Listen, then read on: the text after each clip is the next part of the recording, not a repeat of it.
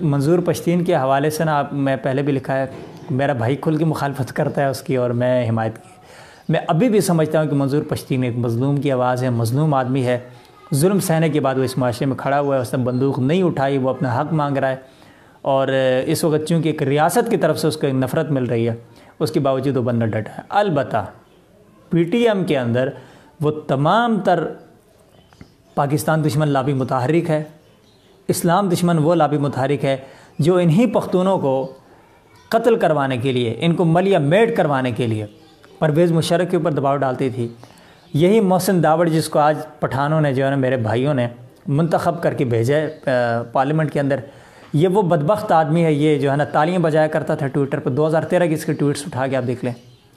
یہ خوش ہوا کرتا تھا جب ڈرون حملوں میں قبائلی مرتے تھے، کہتا جی یہ جو ہے نا وہ دہشت گرد مارے گئے۔ وہ بندہ آج آپ کے سامنے آ کے آپ کا ترجمان بنا ہوا ہے۔ مجھے پی ٹی ایم کے اندر سب سے زیادہ گھٹیاپا یہ لگا ہے کہ جن لوگوں نے ان کے لاشوں کے اوپر کھڑے ہو کے رقص کیا، وہ لوگ آج ان کے ترجمان بنے ہوئے ہیں۔ ورنہ اگر منظور پشتین کا بیانیہ ہائی جیک نہیں ہوتا اور وہ کسی اور کو اپنے پر حاوی نہیں ہونے دیتا، تو میرا خیال ہے کہ منظور نے وہ بیڑا اٹھایا ہے کہ جس کے بارے میں سوچتے ہوئے بھی اگلا آدمی کانپتا ہے۔ یہ ایک آپ کو پتہ ہے اتنا بڑا چیلنج ہے۔ ظاہر آپ ریاست کے سامنے کھڑے ہیں، مقابل سے مراد قانونی طور پہ، لیکن ان کے اندر وہ لوگ جنہوں نے اسلام کو گالی دی، پاکستان کو گالی دی، پاکستان سے باہر بیٹھ کے پاکستان کی بدنامی کی، یہ گلال اسماعیل ہے، اسی طرح دو چار ان کے ایسے نام ہیں۔ اب ماروی سرمد کو آپ دیکھ لیں، وہ پی ٹی ایم کو سپورٹ کر رہی ہو۔ تو اس طرح کے جو لوگ ہیں، یا تو منظور پشتین کھل کے کہے کہ یہ مفادات کے لیے، یہ ہمارا نام استعمال کرنے کے لیے، یہ ہمارے جو ہے نا اس پلیٹ فارم کے ذریعے اپنے نظریات کا پرچار کریں، تو ہم اس طرح کے لوگوں سے لا تعلقی کرتے ہیں۔ مگر پشتین بھی پتہ نہیں کہ کن مسائل کا شکار ہے کہ وہ اس کے اوپر زیادہ کھل کے نہیں بولتا، اسے بولنا چاہیے۔ یار یہ جو ہمارا سسٹم ہے نا، اس قدر بوسیدہ ہو چکا ہے نا کہ ایک بزرگ ہیں، مطلب میری قربت ہے ان سے، وہ کہتے ہیں کہ یہ نظام جو ہے نا، جتنی خرابی اس کے اندر آ رہی ہے نا، روز لوگ ان سے نفرت کر رہے ہیں، اس نظام سے تنگ آ رہے ہیں۔ یہ جو سرمایہ دارانہ اور غاصبانہ تسلط ہے نا، اس سے وہ لوگ اکتا رہے ہیں، لوگ وہ رو رہے ہیں کہ یہ نظام کب ہماری جان چھوڑے گا۔ یہ کسی نہ کسی درجے میں بہتر ہو رہا ہے۔ اس کی وجہ یہ ہے کہ لوگوں کے ذہن سے اس نظام کی غلاظت کے خلاف ایسی نفرت ابھرے گی کہ مجبوری بن جائے گا کہ اس نظام کو جو ہے نا وہ ہٹا دیا جائے اور کوئی اور اس کا متبادل نظام لایا جائے۔ اب جس طرح سے پاکستان کے اندر آرمی چیف نے پرسوں بیان دیا کہ ہم ایک اینٹ رکھ کی جو ہے نا ریکنسٹرکشن کر رہے ہیں، یعنی نیا پاکستان بنا رہے ہیں، اور کچھ فوجی ترجمان کا جو بیان تھا اس میں بھی، اور عمران خان کی بیانات میں بھی آپ دیکھ رہے ہوں گے کہ ہم نے نظام کو ٹھیک کرنا ہے۔ جس نظام نے 70 سال آپ کو تباہی بربادی کی طرف دھکیلا، جس نے آپ کو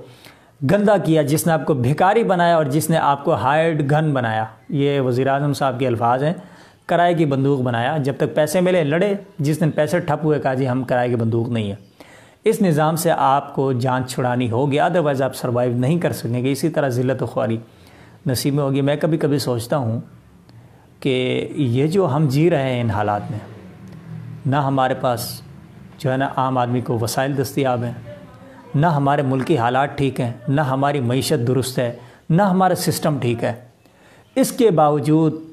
اس ملک کے اندر ظلم اور جبر کے اتنے اندھیروں کے باوجود یہ ملک اگر قائم ہے تو واللہ العظیم صرف اور صرف یہ کلمے کی برکت سے قائم ہے۔ ورنہ انتظامی امور آپ دیکھیں کہ ملکی حالات اس قدر خراب ہیں کہ آپ سوچ نہیں سکتے۔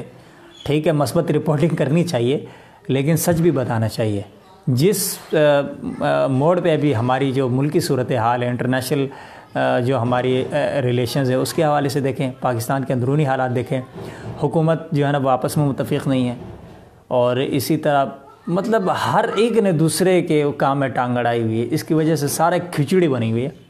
بہرحال ملک ہمارا ہے، ہمارا گھر ہے، ہم تو چاہتے ہیں کہ اللہ تعالیٰ اس کے لیے بہتری کرے، لیکن جب تک برتن صاف نہیں ہوگا، اس کے اندر جو دودھ ڈالا جائے گا وہ خراب ہوگا۔ تو اس برتن کو صاف کرنا ہے تو وہ قرآن و سنت کے نظام سے کرنا ہے۔ اچھا، قرآن و سنت کے نظام کا نام لیتے ہیں، کچھ لوگ پوچھتے ہیں کہ یار اب کون سا نظام آئے گا؟ کیا اہل حدیثوں والا اسلام آئے گا، بریلویوں والا آئے گا، دیوبندیوں والا آئے گا، حنفیوں کا، شافیوں کا، مالکیوں کا آئے گا، کس کا آئے گا؟ بھائی جان، قرآن اور سنت جو ہے یہ اسلام کی بنیادی دو چیزیں ہیں، اور اللہ کی اطاعت اور رسول اللہ کی اطاعت، اس کے اوپر ہر کلمہ گو مسلمان متفق ہے۔